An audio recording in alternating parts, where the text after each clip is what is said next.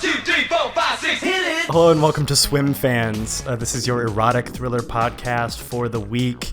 I am your co-host. I'm your co-host, Josh, the seventh ancillary antagonist, Mackenzie. I'm Craig, the weekend, Neeson.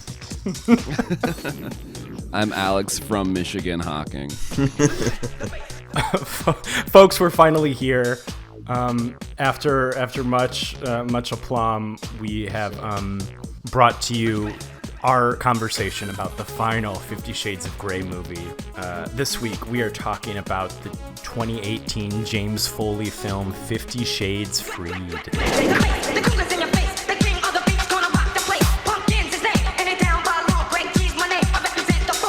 That's 150 Shades of Grey, if you add them up. This is the 150th shade of gray. There's as many shades of gray. I was about to say there's as many shades of gray as there were Pokemon in 1998. If there's two things kids love, it's Pokemon and 50 Shades of Grey. Yeah, both Pokemon and time. butt plugs.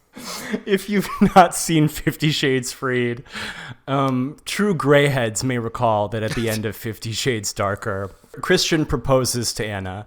In the pool house from Jennifer's Body, Christian proposes to Anna. So this movie starts with sort of like a montage of their wedding. You see Anna and Christian in their tux and their dress. They go on this like globe-trotting sort of honeymoon. They're in Europe. They're in I think just Europe. I think it's all Europe. They're just all over Europe. I think let's go to France. I think they're in Italy at one point. I'm pretty sure I see Rome. Oh, okay. They go to at least 2 European countries. And while they are on vacation, Christian hears news about Anna's former boss, Jack Hyde, who was the antagonist of the last movie, who broke into Christian Grey's company and planted like a time bomb, like some sort of IED in the server room. But that's okay because Anna is now the head of the company. She is now the boss, the lead fiction editor of the little company that she works at. Christian buys he and Anna a house. In the middle of suburbs of Seattle. There's a really pretty architect who's like helping them remodel the house, who's flirting with Christian until Anna threatens her to stop doing that. Anna reconnects with her friend Kate because they haven't really seen each other much lately, and Kate expresses that she's worried that Christian's brother Elliot is unfaithful to her. She worries that he's cheating on her, and Anna's like, there's no way, he loves you, but she's not sure. She's thinking about it. During this time, they begin to suspect that somebody may be stalking Anna, and Christian goes away on business, but sternly tells Anna to not go out and just come home for her safety. Anna disobeys these orders, and she goes out anyway. But when she does come home, she is held at knife point by Jack Hyde, and he is apprehended by the police. But Christian's mad because if she had followed his orders, she'd be dead. But anyway, he's still mad that she didn't listen to him. Anna's mad that he's controlling and possessive, and so to make it better, he books her and her friends a trip to their Aspen house. So all of her friends go there. Elliot proposes to Kate, so that's kind of the end of that plot line. The two beloved characters, Elliot and Kate, that we all know and love. So that plot line was raised only to be soundly settled. But then the real issue begins maybe 60% of the movie. Anastasia's pregnant. Christian says that he doesn't want children because he doesn't want to share her with their child. He wants her all to himself. So they have a fight. Christian gets hammered and meets up with with the woman who groomed him into being into kink. Anna is upset about this, as one might imagine. So she kind of runs away. While she's away, Hyde tells her that he has kidnapped Christian's sister Mia and he needs $5 million. So Anna goes to the bank and demands that the banker give her $5 million. Christian's like, why are you doing this? That's weird. She doesn't tell him what's going on, but Christian, without learning anything about communication, Christian psychically reads her mind and knows that something's up. So he follows Anna. They find Jack. Anna is able to get a gun, but Jack kind of beats the shit out of her. Fortunately, she goes unconscious, but not before shooting Jack. So Christian's at the hospital when she wakes up. I think she's like been in like a coma for 3 days, which seems really, really awful. But fortunately, she didn't have a miscarriage. She's still pregnant. Christian is now down with fatherhood. All of that is okay. They receive like a dossier of like stuff about Hyde, saying that he like blackmailed another person that works in Anna's studio who was like kind of mean to her for no reason, because he like made a sex tape and blackmailed her with it. That's it, really. They have kids. That's kind of the end of the film. The movie literally ends with just like a flashback to the previous two movies with like Ellie Goulding's "Love Me Like You Do." No, they pump up the theme like a fucking last episode of an anime. And so it's really funny. It's the last two movies and this movie. So it's doing a montage of itself. It's just like, oh like my a Hong God. Kong film. I was working really hard not to be dismissive during the plot summary. Yes, they're very objective. Craig, why don't you start? Tell us everything. Yeah. Tell us about the journey you've gone on. Oh, I mean, Yeah, the journey started out of this feeling of kind of vulnerability and general kind of rocky terrain earlier in the year. These movies were so frictionless and so pleasant and so Valium injected, that they were like very helpful. There was a kind of familiarity to them, and there was a kind of there were no sharp edges on which to like cut oneself accidentally. So they were like psychically, these like guided meditations or something. But the movie itself, compared to the previous two, there's a couple like unfortunate character turns. Like, Christian is kind of flatly dislikable throughout the runtime of this one. He's possessive and controlling in a way that is a little more disturbing than the previous kind of iterations, where it's like she wants to take her top off at the nude beach and he's like, don't fucking do that. And it kind of just progresses from there. That's how it starts in the film. And all of his like unresolved childhood trauma and his like very extremely bad reaction to learning that he's a father, kind of like real dirtbag stuff. And then Anna, Anna is no longer the kind of starry-eyed, doe-eyed little creature who was always like, in a certain sense, like headstrong and defiant of Christian and certain in her ways. But in this film, there are like flashes of like extreme dislikability. She gets real boss baby, not boss baby, boss babe, dash Y. Hyphen E, yeah. Just to clarify for people listening. It's strange. I mean, there's like moments where the movie is wanting to communicate that she is like taking charge, where she's like, she gets to be the driver in the car chase sequence, but then she's also like, call me Mrs. Gray, you fucking bitch. Don't look at my fucking husband. The fucking car chase sequence was going insane. We can get into that. But yeah, I mean, like the movie is really status quo for about 60%, and then suddenly it's like heist, kidnap, film. The movie in the book, presumably, it's just like, oh, we have to end this, and it has to be dramatic. What's more dramatic than like somebody getting kidnapped and ransom and a gun? So it's like super slapdash. It doesn't feel weighty at all. It's really kind of flat. The admirable quality of the previous two is that they're so horizontal. Everything has equal weight, but this one feels lopsided in a way that's very unfortunate. This is worse, right? Like this one's worse than the other two? Yeah. Yep. Okay, Yep. just checking. Worst of the trilogy. Okay, great. I wasn't sure if it was me or if... Nope, I was going to get into that I was myself. the one at fault. Yeah, this is dreadful. I like Craig. I mean, not to the extent that Mr. Neeson does, but I also enjoy the smoothness of these movies. I also like to become smooth.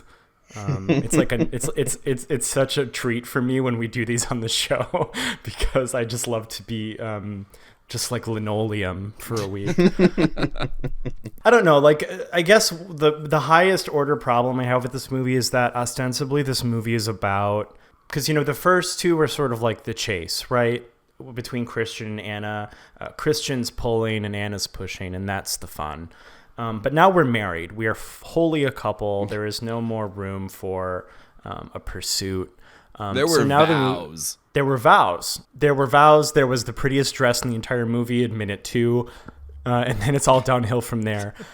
But so ostensibly this movie is about them learning to communicate, because Christian is a Faraday cube of emotion, and Anna is an overflowing waterfall of emotion. And so like that's a built-in conflict right there. However, the movie decides at the pivotal point of the of the runtime, when Christian's sister is being held hostage and Anna cannot bring herself to tell him, that to resolve your plot line about communication being important, you just have him psychically read her mind, because they're meant to be together.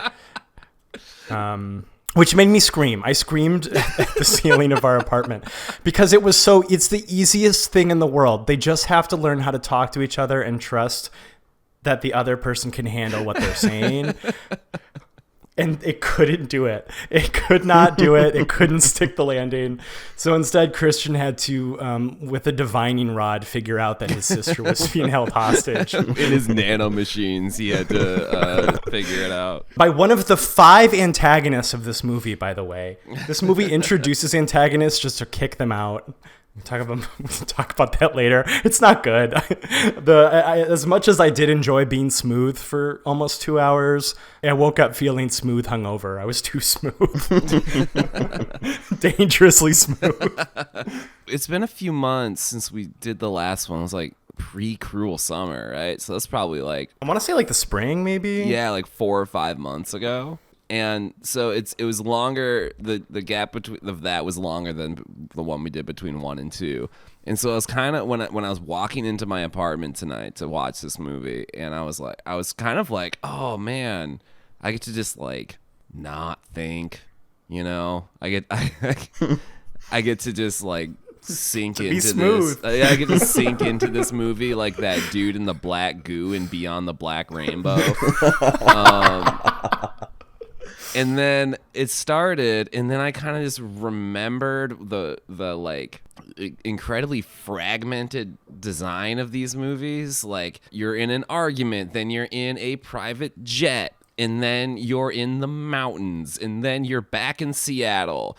Then you're in like a cool sports car that you can, for some reason, drive really, really well. And then, oh my God, is your friend's boyfriend having an affair? Like, what does that mean for you? And I never really caught my grasp in it. And so I think there was friction. This is the first one of these that I had like a frictional.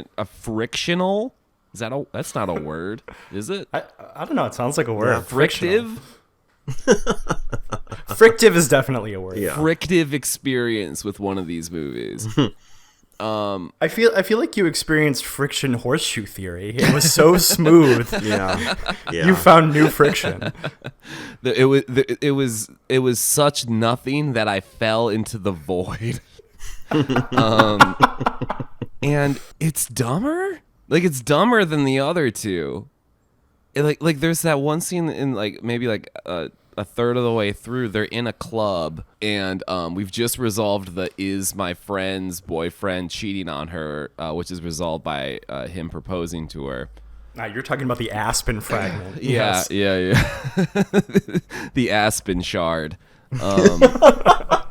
And then it just cuts to a scene on the dance floor. Anna's dancing with her friend, and then like this big muscle guy comes up, and he doesn't say like, "Hey lady, how you doing?" But it's like something like that, you know. Mm. And then he like wraps his arms around her, and she slaps him. And then Christian Grey comes up, and they get in like a fist fight, which he just wrecks the dude. And it's like a fucking, like when Sylvester Stallone got too much creative control over his movies. It was like a scene out of Cobra or something. It was so fucking dumb. I got angry. And then actually I kind of liked the climax. Something happened. Like there was like at least something motivating the events of the movie. It was like campy as shit, but at least it was something to do. Which part did you like exactly? Where she harangued that poor banker into giving her $5 million? Yeah. Dude, where she said, I kind of want like the whole movie, like the whole series to be like that. That's kind of what I was expecting. Just like that was such an insane situation because she's like, "Here are my duffel bags. Yes, please fill them with $5 million. Here's my extremely famous billionaire husband on the phone. By the way, he's 27. So if he could just give you express consent over the phone from these, I wanted just garbage. I want Lifetime movie garbage from these movies, and that was like the only time they really gave it to me. And that man not only got fired from the bank, he got sent to a black site. Stolen. Yes, they took his phone. She was just like, "Give me your phone now." You little worm, you wriggling little piece of shit worm. I own you. Give me my $5 million and your cell phone.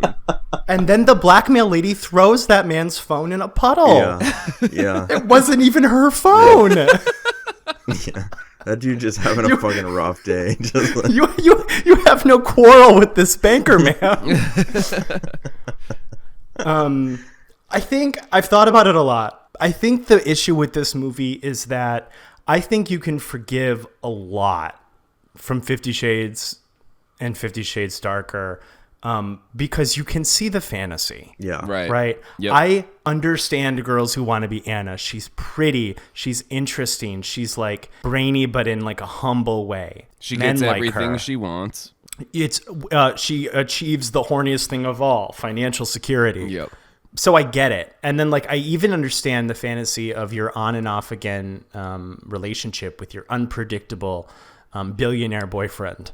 Totally get it. Mm-hmm. I even get when he proposes to you in the pool house from Jennifer's Body. I understand the fantasy, but then you get to this movie and there's no fantasy left. It is the fantasy of quarreling with your psychotic sociopath husband, who at the slightest provocation acts like a 12-year-old. You can't see your friends anymore. By the way, you're 23. Everybody at work hates you because your husband bought you your job. I just don't understand anymore what the fantasy is, because it's not even like a Bonnie and Clyde us against the world thing. They're not separate from society. It's the fantasy is married life with a man you're not compatible with. Right. And I think the loss of that fantasy, which really is the lacquer that holds these movies together. It's the movie. Yeah. It's the whole it's disastrous to lose that. That's what you're selling in these movies. The lacquer is the smoothness, folks. Yeah. That's what we want. And I think the mistake, honestly, is them getting married. You can't have another movie after that. Mm-hmm. Because once you're married, there's no more chase. There's no more whirlwind romance because you like signed a piece of paper that says you're married. It's like that line from Heat, the action is the juice. The action is the chase. Right. Or the chase is the juice. One of those. Yeah, the dog caught the car, and you know, I really 100%. I really do think that the writer didn't know what to do after that. I mean, because the dog catches the car, and we still need to have something in terms of like conflict in the film, and the only thing that you can do when you're centered on these two people is have them be in conflict. And they are in conflict. When they're not fucking, they're in conflict, which is still a deeply dysfunctional, even though like the sex is good, or whatever, and they're like doing ice cream play in Aspen. We can get to that scene later. They're like waking life. Aspen with 2 S's is just beyond dysfunctional. It's like, you know, it's like it feels unsalvageable. You know, you have to add conflict, and you had to add conflict to the thing, and it feels like, he could just as easily like divorce her at the end. Instead magically nothing in Christian changes aside from the fact that she almost died. Christian is just like, no, my childhood trauma and my aversion to raising a child because when I was a child I was abused thing just goes away. It's just gone. He puts flowers on that grave. And then it goes away. That's and all. He's cured. That's actually all therapy is. Yeah. Folks, just cut out the middleman. Buy some flowers. Take it to a grave. Doesn't have to. Yeah, you don't got to give Big Psych any money. Yeah, it doesn't have to be anyone in particular. Just find a grave, put some flowers on it. Put it on mine. Yeah, I would say Christian is almost worse because I can see how you're sort of in like your writer's zone. You're in your literary cups and you're just going off, right? So you, at the end of your book, you're like, and they get married. The crowd is cheering, they are hollering, they are throwing confetti. And I see how it would be easy to write yourself into a corner because you're simply like, well, I'll just do that again, but now they're married, which does ruin it, but I can see how you would miss that. Mm-hmm. What I can't forgive is why or how you end up making your male heartthrob lead this unpleasant in a not sexy way. Like he's just a like weird child the entire movie. Anything that made him like cool or mysterious is no longer here. Now he's like the weird kind of emotionally unavailable where it's like emotionally volatile and also unavailable. Mm-hmm. You can't rely on him for anything because he will, become tissue paper. Which in a movie that's like a plot could be compelling, right? That could be an interesting character.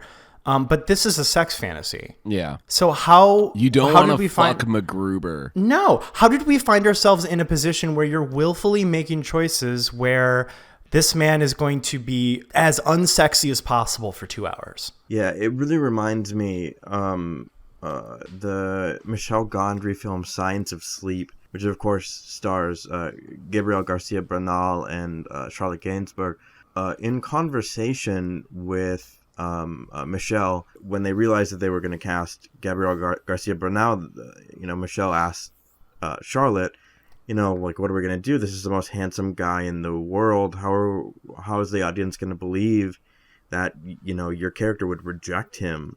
And Charlotte's reply was, make him scary, make him like kind of a creep. And, that's what this movie is doing in spades. It's making him so dislikable, so frightening, that he actually kind of ceases to be sexy in a way. He instead, he gets to be like bad boy with baggage in the first two, but here he feels like borderline homocidal. Like dark husband. You're like real dark, yes. Dark gray here. This is the darkest of the gray. Of all the shades, we found it. We found it. And folks, if you're still listening to the show, I love a bad boy. I love a man who's not all there emotionally. That's the only kind of man that I like. But like, if he's just weird exclusively, it's not good. Yeah, his meltdown upon learning that he's a father is like, even though there's like the mea culpa at the end, nevertheless, the kind of reaction that he has, she's in this, Anna's in this place of like extreme vulnerability, kind of like, learning about this and then articulating it to him. And he just, reacts in literally the worst way he could possibly react. And yeah, it's hard to come back from that. It's hard for that character to kind of regain a ballast of like the sexy cool guy, because I don't know, he's something else after that. Yeah, because he's afraid of competing with an infant. Yeah, that's his own child. Yeah, if you wanted baby brain, like if you wanted this conflict, if you are the writer of this book and you're like, I need them to not be on the same page about Anna's pregnancy, fantastic. Just have him not want children. Yeah, right. It's the same thing, steal but my toys, Anna. These are my blocks. Those are my Duplos. that way you get to keep your conflict, and Christian gets to be an adult still. Yeah. So that's the I'm not splitting my real candies with him. And mom says it's my turn to play the Xbox, but it's your child. And so that's the real unforgivable thing. Because I could see, I mean, it would be very difficult, but I feel like you could probably make a sexy whirlwind romance where you're married. I think it wouldn't be the best option. It wouldn't be the best idea, but It's I doable. could see a world. Yeah. I could see a world where that could exist. I could not see a world where you're like, I want to fuck the guy, okay, who doesn't want to share his woman with his own child. The one who can't have a conversation without crying. Yeah. The way that Christian's written in the previous two, explicitly kind of Oedipal, right? He's finding his mother, like, in all of these women, right? All of the women have the same exact hair. They're composites of his mother. And so, like, I guess intelligently, in some way, that is being carried to fruition. But, like, you know, him seeing, like, his child as a potential competition for his mother / wife's affection. But that's weird. You know, that's uncomfortable. That's not the what we come to the film for, again, which is the desire, the wanting to be with the vampire, but the vampire can't be with you even though he really, really wants to because of his blood lust meter is too high, you know. It dissolves into a real like neurotic mess. Yeah, and then it's just like we're a heist movie thing for a second, and then he's gonna be fine afterwards. Well, and correct me if I'm wrong, maybe this is just my own projection, but I thought some of the appeal of Christian, especially in the first movie, was that because he's dark and mysterious and also like the richest man on earth, I guess, and because he's like kind of scary, I thought some of the fun was that he could just like have you executed if he like really wanted to, because he is a dangerous person. I thought there was like an air of danger to him. That I thought was part of the appeal because he has enough money to do anything. Yeah, there's a threatening kind of what he's able to do. There's like, you see him like give like rare gifts and stuff just kind of like appearing out of like the film ether for Anna in that, especially that first movie. I think that is part of like the and ladies, I get that. That's like hot in a scary way. Awesome. You have to keep him hot and scary. You can't domesticate him. Yeah. And you certainly can't domesticate him this way. No, you can't turn a hoe into a housewife in this case. But like, yeah, it just the Michael Myers type hardware store reveal in the first one where he's just like suddenly in the aisle smiling like a fucking creep. Yeah, he has a presence. He has you know, Anna is constantly being surprised by things, right? Like he's they're mostly fun surprises, but they're surprises nonetheless. But they do add that element of like tantalization or like the uncertainty, and all of that kind of like goes away. All the uncertainty gets flooded with the fact that like he's like really, really, really damaged. And that's kind of it. There's no fun surprises anymore, other than like a continuing unraveling of his like mental health. Yeah, it's just not fun. Because if a man sends you an edition of Tess of the D'Urbervilles that's more expensive than like an assassination on the black market, that's kind of scary. He probably also has 3 snipers following you around from multiple rooftops. 100%. And so when you stand up to him and you like slap him and you're like, I won't, you know, be your like sex maid or whatever sign your fuck contract. Yeah, I won't sign your fuck contract. That's like cool. I'm like galvanized into loving the first 50 Shades of Grey now, because like that's like dangerous, and you're like, ooh, Anna, she's not afraid to risk her entire life. May they not find her in the New Mexican desert. because that's the fun, is that it's a little bit scary. Yeah. Yeah. I don't know with a void of nothing. Yeah, and I think consequently for Anna to withstand that, they turn her into business Karen, which is like kind of unfortunate. It's less willful and headstrong and more like, you know, she's a good boss. Right? She gives her Hannah, her assistant, a snow globe from Paris, and you know she's a good boss as opposed to the bad boss. She does no work. She leaves the office so frequently to travel. I mean, I love the fact that, like, you know, the movie insists that, like, you earned it through hard work.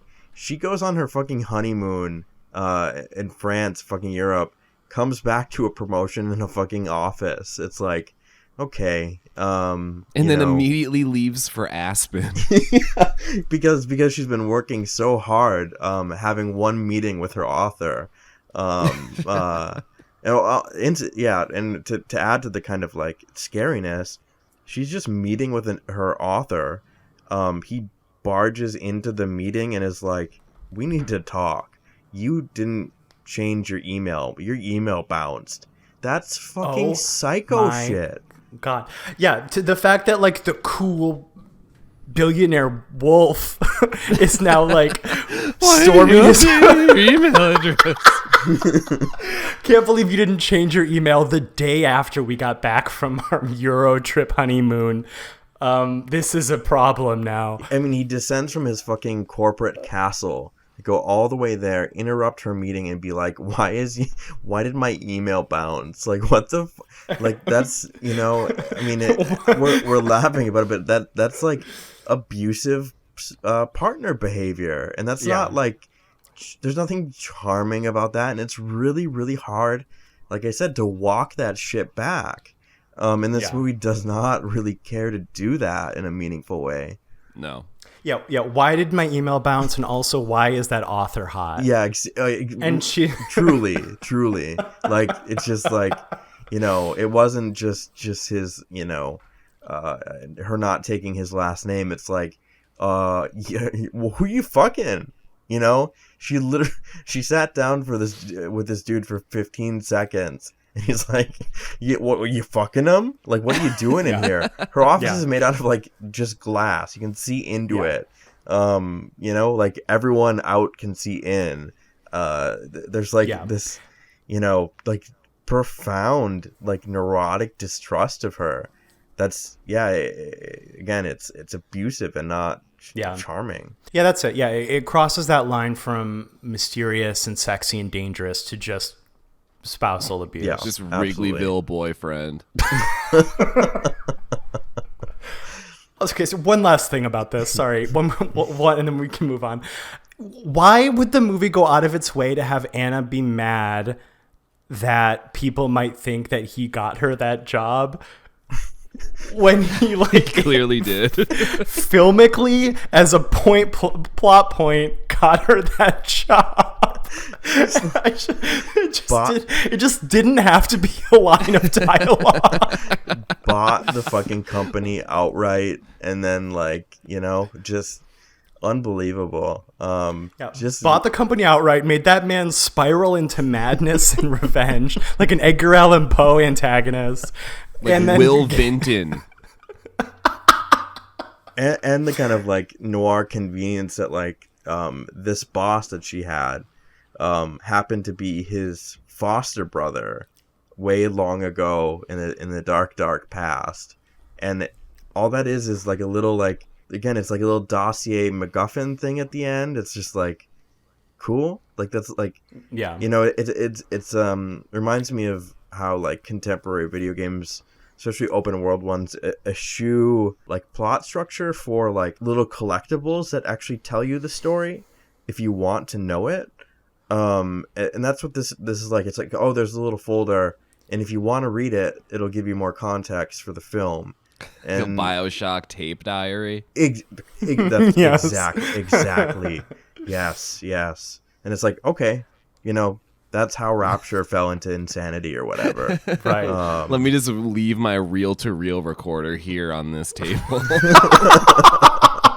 I've recorded my extremely tragic backstory, and now I'm gonna go die outside my apartment. 5 years. I'm going to leave this here for the next 5 years until Rapture falls.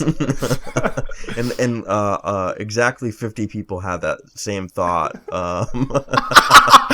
What I'm gonna do is I'm gonna say something into the microphone and then choose to die in the most ironic way possible for this man to discover later.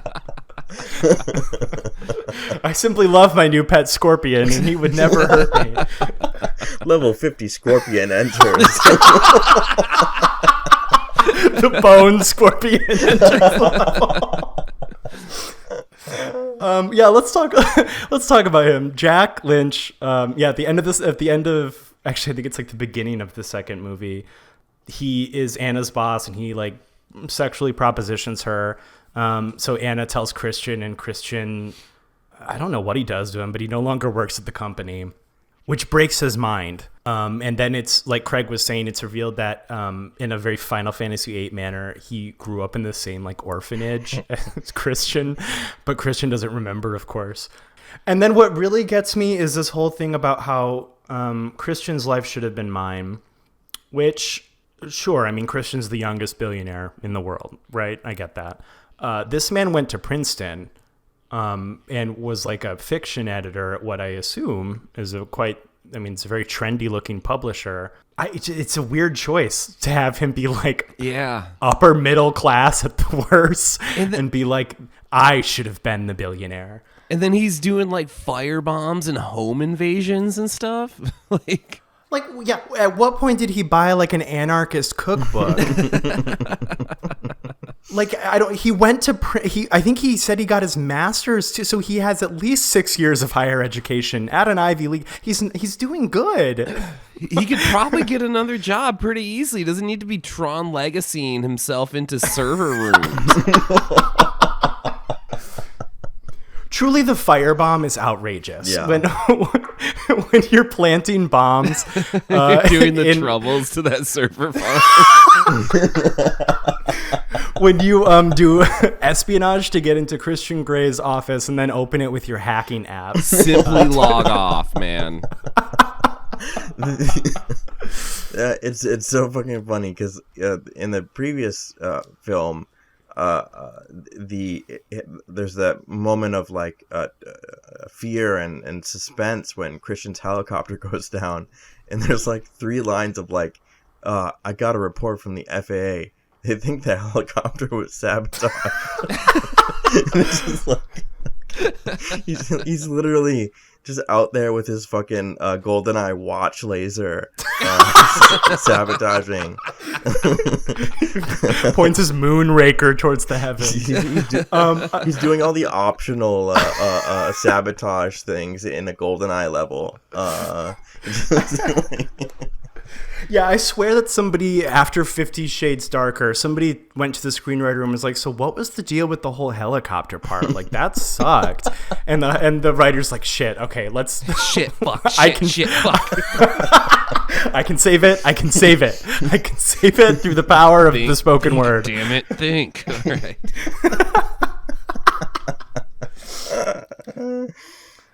They fucking do nothing with Kim Basinger, right? Yeah, they don't even let her talk. She doesn't have. She's in the opening credits. She does not say anything. Is Kim Basinger the woman who like groomed him as a teenager? Yeah. She's in one scene at the end because in the last movie she like teamed up with Jack, right? Mm-hmm. It's like one of the final shots in the second movie.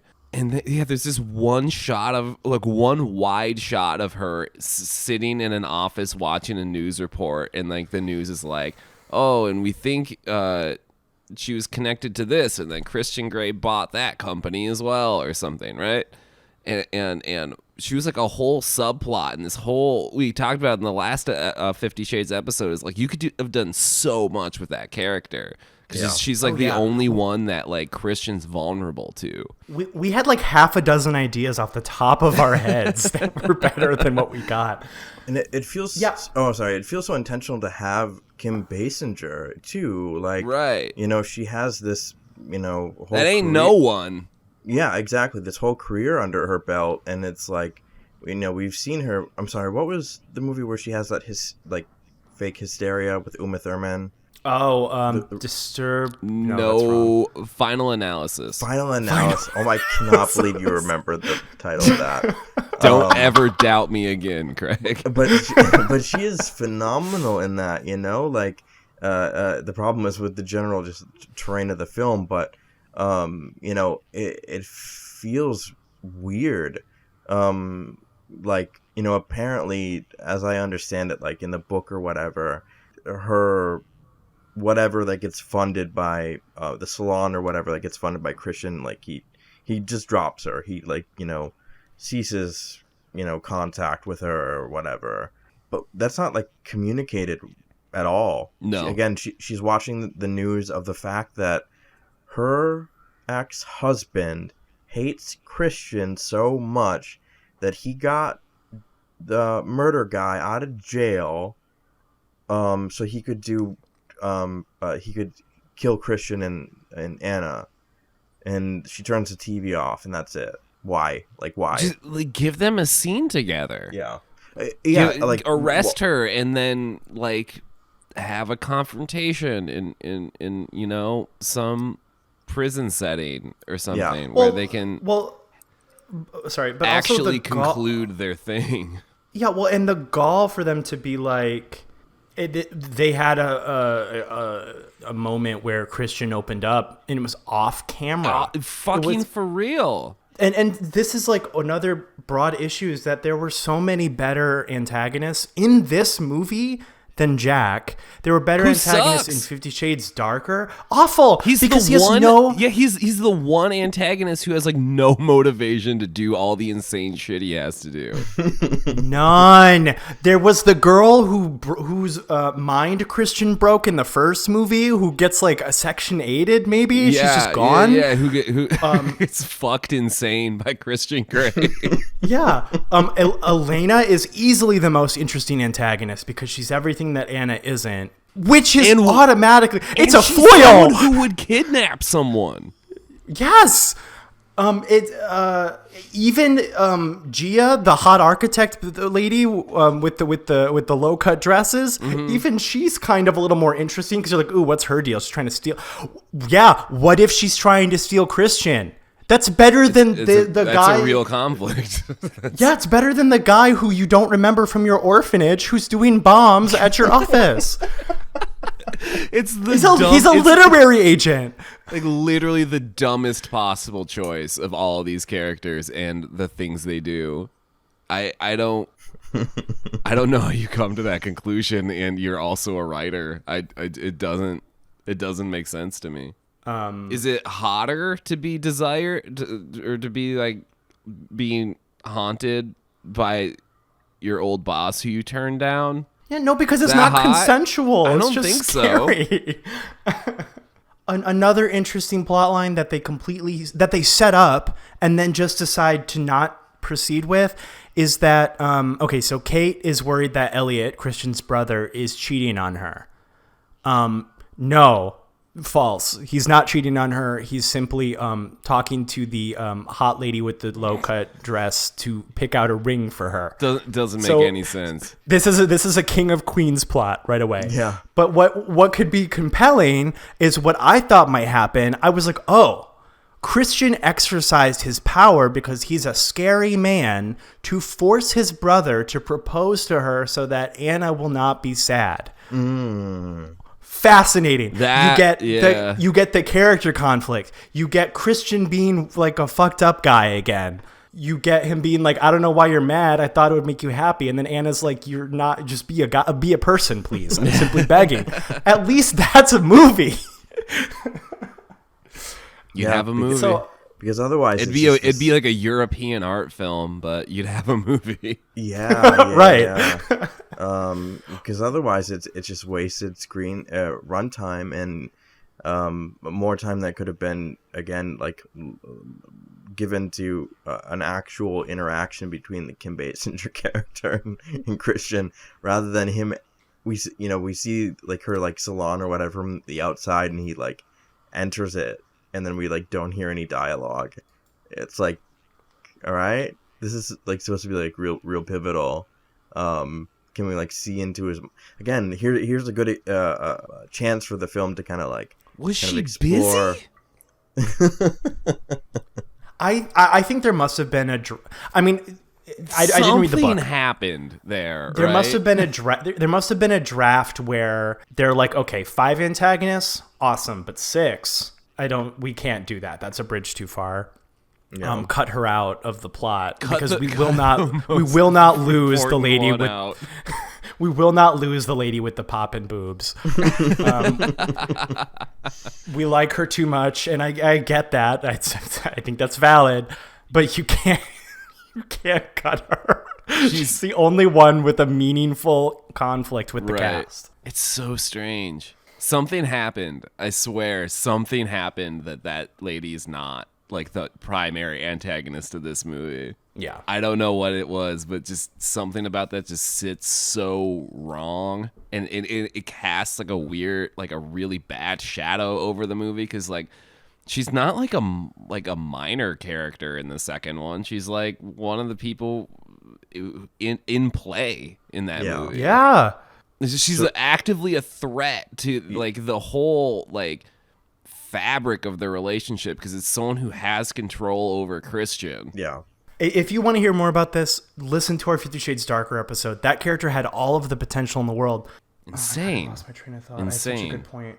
Where did it go? But yeah, the foil, the idea that she's the foil, like, you know, in the second one, she's worm-tonguing Anna into being like, oh, you're actually no good. Like, sweetie, yes! Like, who do you think you are? He's going to dispose of you. Like, she is the insecurity. She is the dark link. Yeah, that's it. That's how you make your movie about you've tamed the bad boy. Now what? That's it. Yeah. That's what you do. Vanquish, it was right there. You vanquish that shadow, that opposite, and by doing that, you also free him of his past. So now that you get to have like his future. Yeah. That's so it. what the fuck happened? Why isn't that the movie? Let's be. I'm dumb, right? I'm the dumbest one on this podcast, but even I'm like, that lady should probably be the focus of this movie, not that other guy. I'm not smart. Longtime listeners know this. I have 2 things that I wrote down in my notes that I liked in this movie. We'll compliment sandwich this, except for one half of the sandwich is really, really thick. the filling is bread. Yeah, it's just bread. The 2 things that I liked. Okay, I will stretch it. 2.5 things that I liked. I thought Anna's wedding dress was very pretty. Yeah. It was a very pretty wedding dress. It was like it was classical yet modern. It looked very expensive. It's in the movie for, I'm going to say, an aggregate 12 seconds. Right. She changes out of it before the end of the scene. She changes into it to wear like this cute like suit, which is fine. The suit's fine, but the wedding dress was everything. The second thing that I liked is this might be controversial. I think the ice cream scene where Christian's the one getting the ice cream licked up off him is the hottest sex scene in all 3 movies. Yeah, because she's actually like there's an intentional ass shot of him, and that's exactly like so. Like we're seeing, shirt off. He's basically got his jeans down to like stem of the dick. And she's like licking ice cream off of his pubic hair, and yeah, it is the most like male focused. And it's like there's something about it that completely lands, even as silly as the ice cream is, and the reversal, the way that it kind of starts out as like Anna being playful with him, and then he, does an ice cream line on her thigh. I thought he was going to like rub it on her vagina. I thought that too. I was getting really worried. Get some sugars in there. I got to do a line of Superman off my girl's thigh. He's from Michigan. That's true. They fucked up. They shouldn't have had Ben and Jerry's product placement. They should have just used some fucking Superman ice cream. I used to love this back home. I love the idea. You can't get like the a idea of status being symbol. Rocky- Like you Rocky can't get Road this out here. You can't get Superman ice cream here. I'm that hooked up. Yeah, flew this in from fucking From Saginaw, Michigan. from Saginaw, Michigan. Baby, this is from Midland. You won't believe it. This is primo shit. This is the real one too, not not that Pennsylvania bullshit. All of these cows were treated with growth hormones. Every last one. Straight but, from Gilbert's Dairy. But I think that sex scene's so hot is because it's the only time I think in the entire movie where like Anna's kind of the one in control, Yeah. right? Because like Christian's like whimpering and moaning because he's receiving the licking. Yeah.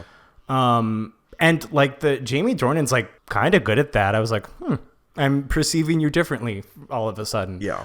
I think you could do softcore, Jamie Dornan. Yeah. Think about it. Hit my line. But like, so it's like there's like a sexiness and like a spiciness to it because I don't know, there's like chemistry for a second, and then the scene then flips where Christian's like, never mind, I'm in control again, and then it's just like shitty again. Yeah. It's just like it's like in cartoons where like a character breaks their back and then they get hit with like an anvil and their back gets fixed, and then they get hit with another anvil and it's awful again. It reminded me of 9.5 Weeks. Yeah, When they're in front of the refrigerator. Actually, I think the 9.5 Weeks scene's like way hornier. it's also way weirder. Yeah. But I mean that's what makes it Yeah. hornier. Is because it's weirder. And similarly, but- a movie about a fucked up relationship between a woman and some rich dude. Yeah. With Kim Basinger in it. Yeah. Oh yeah. Yeah, That's yeah, right. yeah. Kim Basinger is nominally in this. Where's Adrian's check? The edging scene where Christian is expertly edging her and she's like, this edging is too good, please stop. She's like, you're doing it for revenge.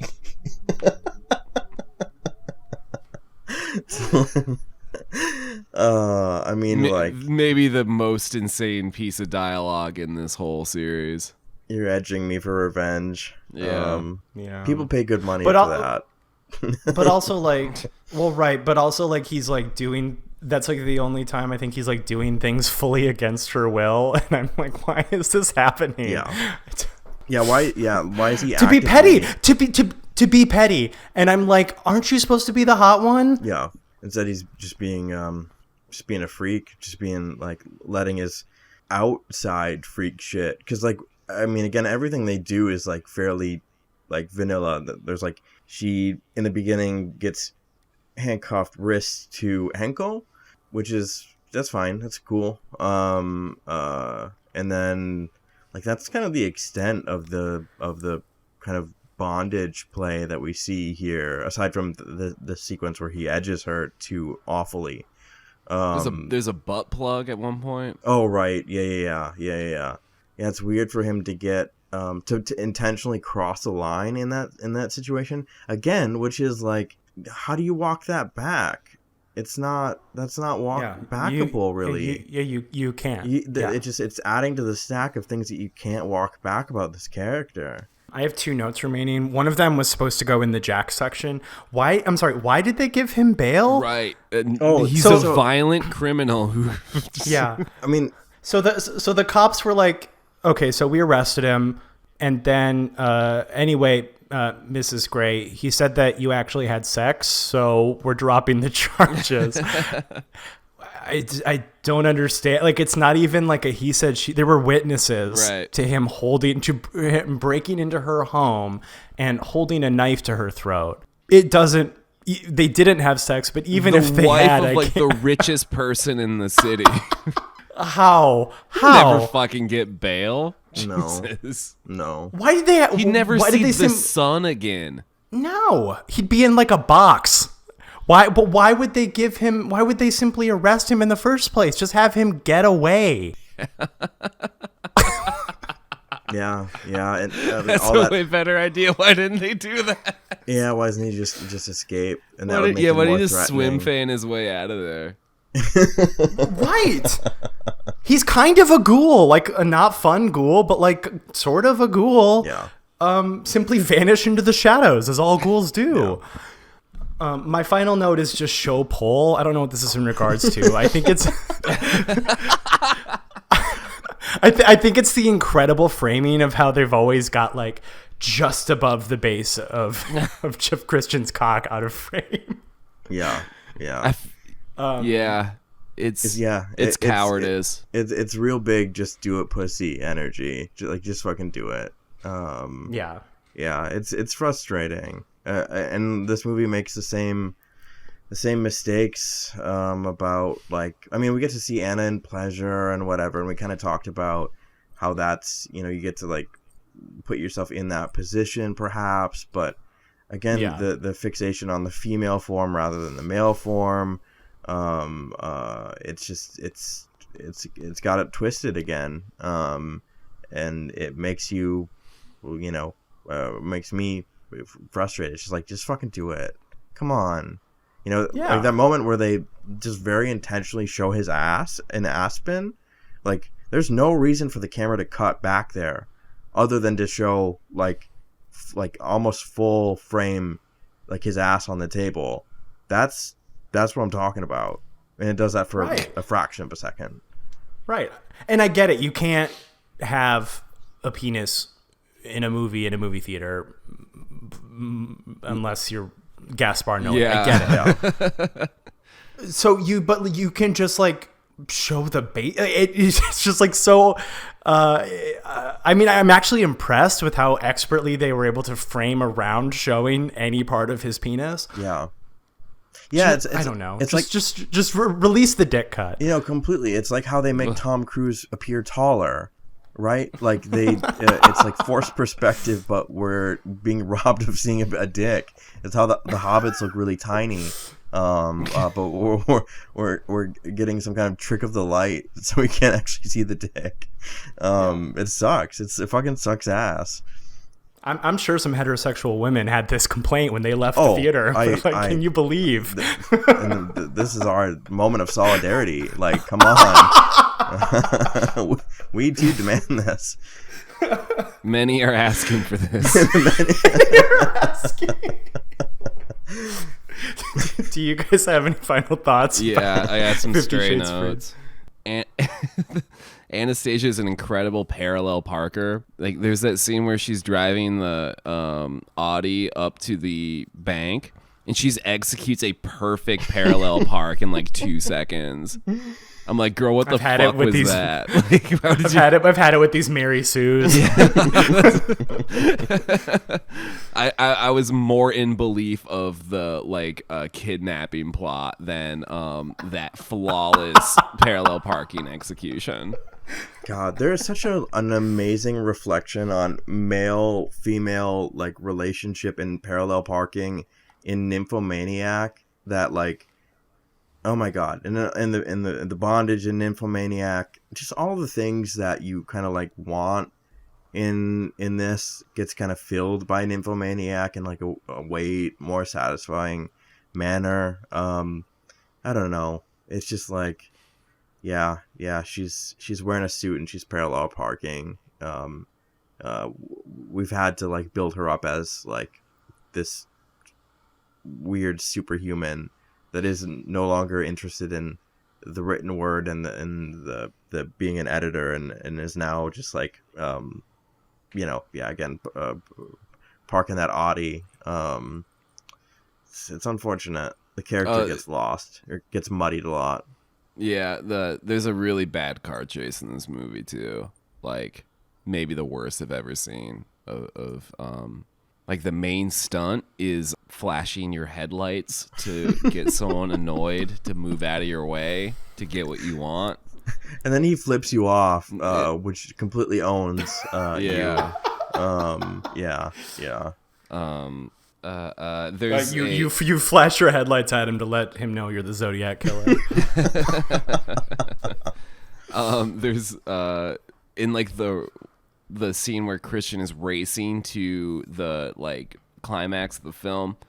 There's like a scene where they call 911. And it cuts to like a police car like doing getting completely sideways with it as they're like racing into action. Like there's something about that cut that was like comedy to me. Yeah, because the cops don't really do anything when they show up. No. Because like it's like Christian it's over. first. It's over. Yeah, Christian shows up. It's all over. But it's already over. We do see like one of these fucking like Dodge Chargers, are they called? Yeah. Doing a fucking Tokyo drift. Yeah. Like the cops are doing anything about the situation. One of my notes is, "Sir, I await your pleasure," which is the text that she sends him at the end of the movie when go up. Which like best case, it's like, okay, she's indulging him. Right, like she's like indulging him to like a little treat. She knows he likes this. Worst case, if I'm gonna take this in bad faith, it's thrown all of what makes Anna like, I'm strong-willed and different from the other girls that you've shattered their minds because I have my own thoughts. And it's like, never mind. I'm not that anymore. I actually love this bondage stuff, and it's my favorite thing. Yeah, because I mean, isn't it the perfect ending of the second one where he says you can't top? I think you're topping from the bottom. Right. And it's like, oh, right, she's engaging in it on this level, but she's retaining that core of herself. And now she's doing like the marriage appeasement thing where she's throwing him a little treat so he doesn't have a fucking meltdown. Because she married a toddler. so he doesn't crash his like third Porsche of the week. Doesn't kick over. So another psycho doesn't. Another psycho doesn't down his helicopter. That's marriage. That was my last note. He gave this 1.5 stars. This is half a star. This is a bad fucking movie. Yeah, this is bad on the scale of 50 Shades of Grey movies, which are already not. Yeah, I was super compelling. I was afraid to go lower because I think one of the only movies I've given half a star to, there might be like 2 or 3, but the only one I could think of offhand is Nurse 3D. And I have to say this is better than Nurse 3D. I'm willing to begrudgingly admit that this is better than Nurse 3D. Yeah. This is 1 star for me. Yeah. I think not all half stars are the same and not all 5 stars are the same. Yeah. True. I mean, this is just for my own personal rating. It's like I just couldn't put it down that low. I got you. I could go down to 1 star though. That sounds right to me. Yeah. I guess I kind of like that Ellie Goulding song. 1 star.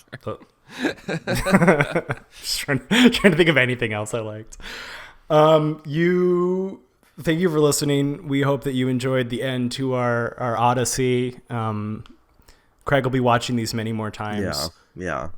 Anyway, whenever you happen to be listening to this, I'm assuming you found it hidden in a cabinet, and you press A to collect it.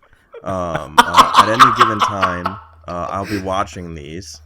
So come in and take a seat, and we'll watch them together.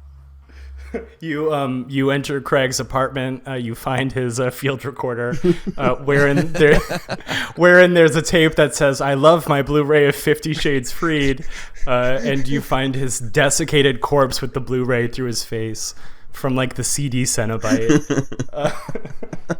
It's like a PS1 cartoon or CG skeleton. Yeah, the 50 Shades Blu-ray is sparkling because it's a collectible item. Yeah, it's like the Doom engine, and you can you walk around him, but he never turns. You know what I'm talking about? Yes.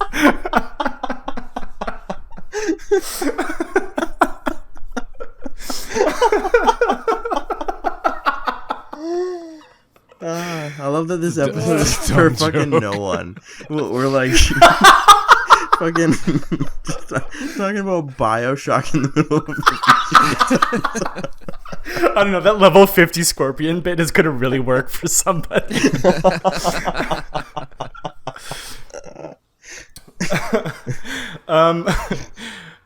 We've got to find a new crowd favorite of movies like this to slowly go through. You can find the show on all your podcatchers of choice, so Apple Podcasts, Spotify, Stitcher. Please give us a rating. Please give us a review. We highly appreciate it. We love you personally, listener, for doing so. You can also find the show on all the social medias at user Swimfans Pod. So that's Twitter, Instagram, and Letterboxd. Give us a follow. See what's going on over in those spots. You never know when you'll encounter a delightful new take. And you can find me at user Amons, AMONNS, on Twitter, Instagram, and Letterboxd. Alex. You can follow me on Twitter at Diatron5 and on Letterboxd Diatron. Craig. You can find me at Craig Neeson on Letterboxd and Instagram and www.craigneeson.com. Did you watch Terrifier 2 yet, Craig? Did you finish Terrifier 2 yet, Josh? I did. Oh, you did? I am clown maxed with like 7 X's. Fuck. All right, I gotta catch up. It absolutely owns. The last like hour of the movie, because this movie's fucking 2.5 hours long. The last hour is insane.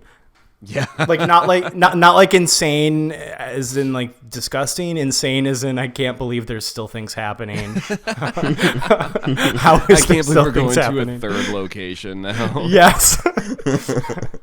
But all that said, I think it's much better than the first Terrifier movie. No question. Whose pick is it next week? And don't say Josh. I believe it's my pick. We are going to watch we're going to return to Shinya Tsukamoto, and we're going to watch A Snake of June. All right. What else did we do by that filmmaker? Tokyo Fist. Oh, that movie owned. Okay, cool. Hell yeah. Well, that's it for us, folks. Taking us out is we'll do the "Love Me Like You Do" song from this movie. You do, la la, love me like you do. Craig, sing the whole song. We'll go out with that. Kiss me like you do. Kiss me like you do. That's all I know. Touch me like you do. Touch me. Like you do. What are you waiting for? What are you waiting for? That's the most 90s part of that chorus. What are you waiting for? It's like Natalie and I think Julia. Like, what are you waiting for? I think it's why I like that song a little bit. It needed like a rap that described the plot of the movie. Yeah, who was a Meg, Christian Grey, and a girl named Anna. Who would have been big? This was 2018.